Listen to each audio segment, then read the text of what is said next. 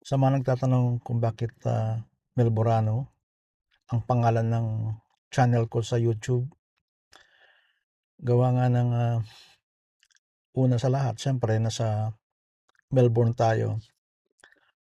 Ito tayo nakabase sa Melbourne at tulad ng nakaraang video ko na may kinalaman sa akin ng number 9 na Melbourne. So, ginawa ko ng Filipino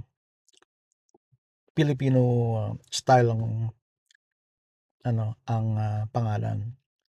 Siyempre, pag sinabi mo Melbourne is yung B-O-U is born, B-O-U-R-N-E sa dulo, born o Melbourne.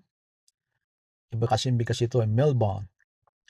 Minsan silent R, para bang Melbourne, gano'n. Ang ginawa ko na lang is sinakto ko na rin ng 9 letters, Melborano. Kaya yung Melborano, Melborano.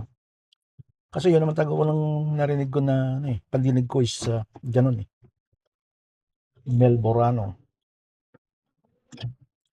Pero kung sa kanila, sa mga local dito, is BU, Melbourne, para bang silent U, Melbourne. So tayo sana drive tayo papunta sa trabaho. So, ayun nga,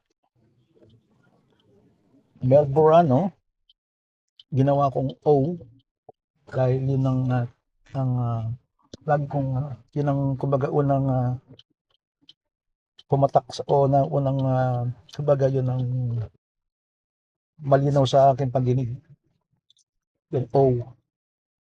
Kaya imbis na Melbourne is Melbourne, alam mo Melbourne, kaya Melborano.